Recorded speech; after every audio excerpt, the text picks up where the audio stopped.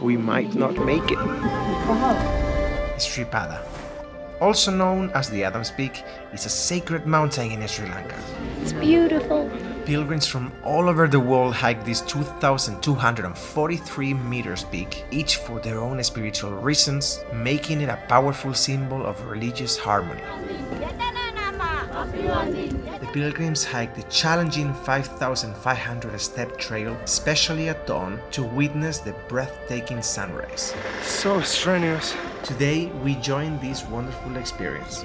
The crazy thing is we might have walked like 100 meters in. And now we're in a half. Morning sunshines. As I mentioned in the video before, we are on our way to do Sri Lanka, or how other people know it, the Adam's Peak. We have rented our bad boy here. Please join us in this adventure so you can see how the rural Sri Lanka looks like.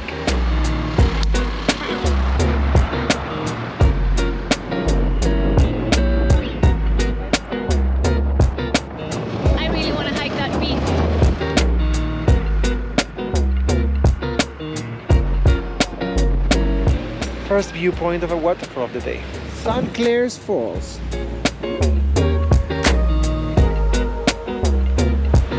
Oh! Crazy, yo! Gorgeous! Huh? Gorgeous! Ah! This is the Castlereagh Reservoir, which is the first of the big lakey areas here, closer to Adam's Peak. We should be around 23 kilometers to our destinations, in which we will stop and drop the bags and then continue exploring a little bit the area surroundings. But it seems that the weather is starting to misbehave. No, little puppy!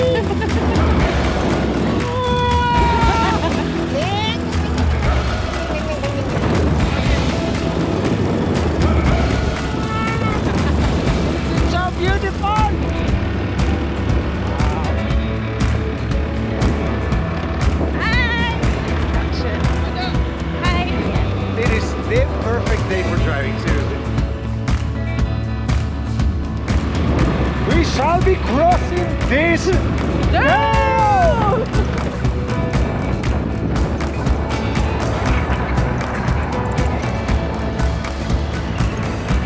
There it is. Tomorrow! My ass is like a carpet. All right. Ooh, not too shabby. That's good. Yeah. All right, we just made it to La Yatanilla, which is the last village before starting the trail for the Adam's Peak. It's been almost a 3-hour drive. So, I'm so excited for tomorrow. It's been a while since I've been wanting to do this pilgrim trail. And it's been recommended many times to do it on either or lower season or not the weekend. I think like the exciting part to do this is when everybody else is doing it and have a feeling of what people from Sri Lanka feels while they're doing it. What a wonderful sight. Oh my gosh. We are a little doubtful of how many hours actually it is meant to be to go up. As far as we're reading, people is writing is 2 to 4, other people writing is 3 to 5, other people is like 4 to 6. We are gonna aim to go up in 3 hours and a half. So starting the hike at 3 a.m, maybe we make it there at 6:30.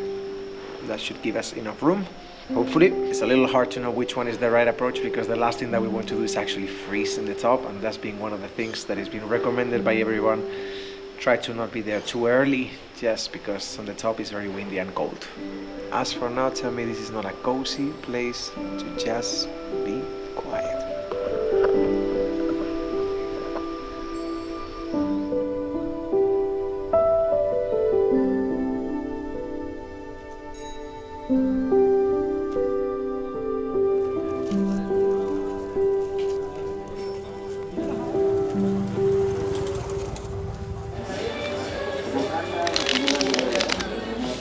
Oh yeah.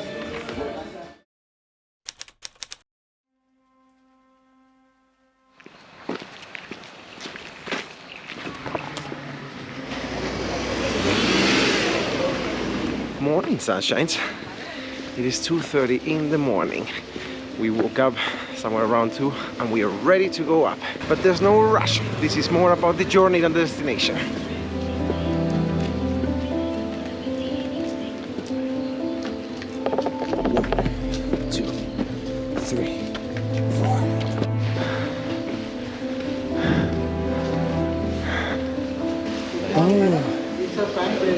Our names in the posterity.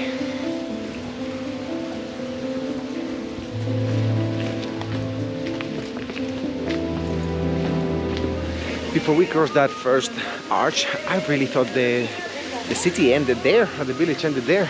How can this place hold so many pilgrims, you know? And now that we keep walking, this place is massive, so we're actually gonna see the town for the first time in the morning.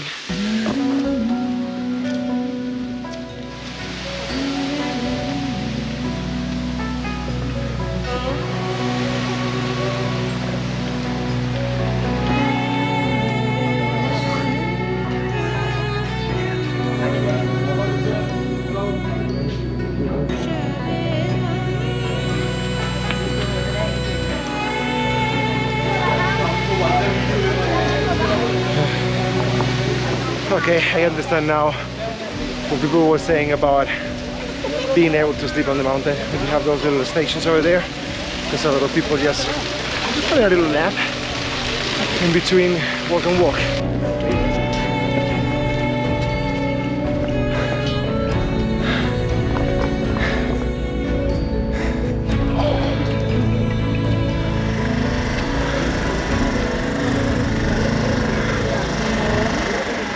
So strenuous.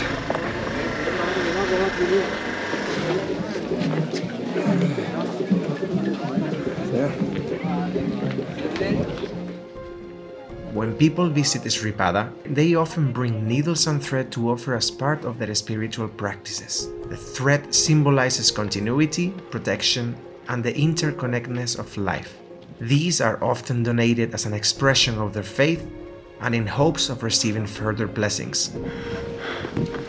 Wow, the threads stand so much.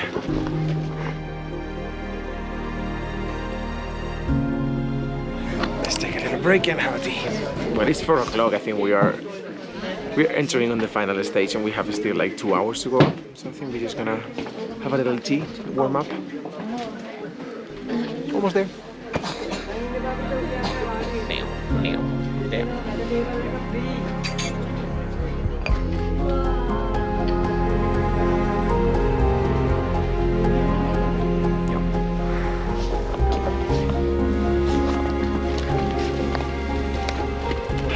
This is so crowded.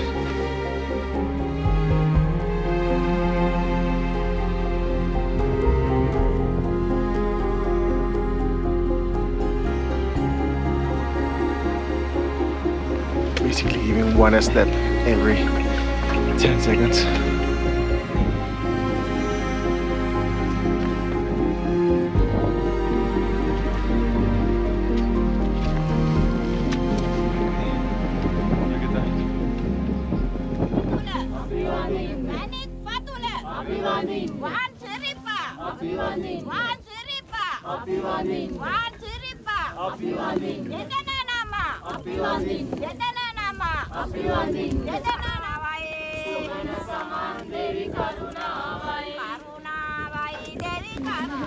This is so beautiful though. I love it.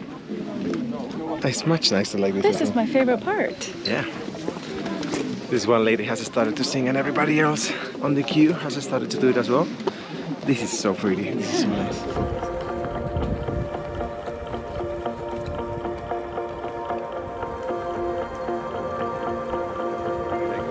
Well, as you can see, you have two lines, one to go down and one to go up.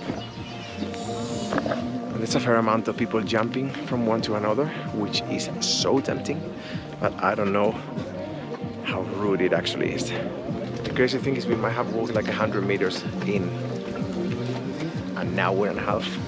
And we're not even close, so it's gonna be no sunrise, I guess. I think it's actually crazy that some people is doing this barefoot.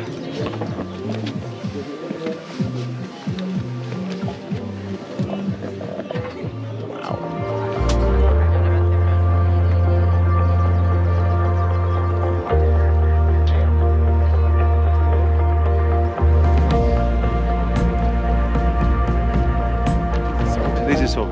at least we got a glimpse of this incredible view as well.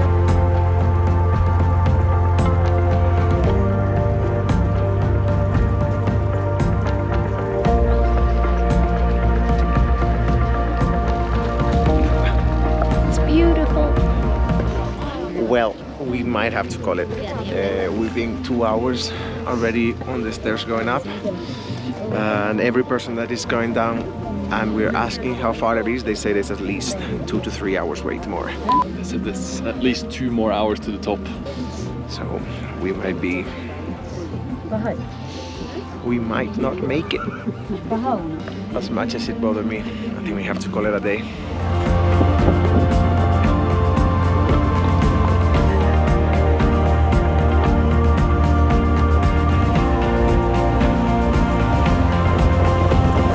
Only means that we will have to come back to do it in another time when there's less people.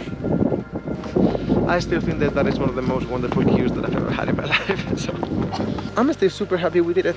Realistically for us, it's just a lovely hike, just to appreciate somebody's culture and locations and views and traditions. But this means way more for most of the people that is doing it than for us probably. So it is lovely to be a part of this and to be able to see it.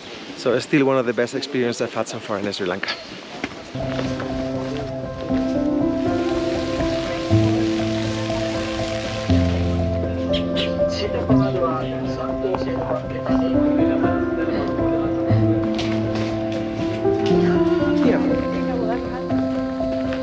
The owner of our hostel is being a sweet pie. So he prepared a little breakfast for us so we could have it on the peak or somewhere at the park whenever we're hungry.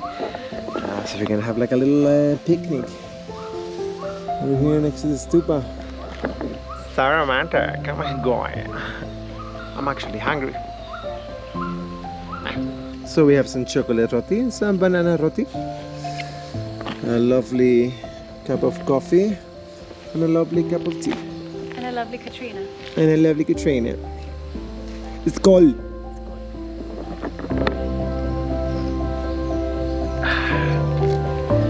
Tastes like dreams. Together like this. And that's how you do it.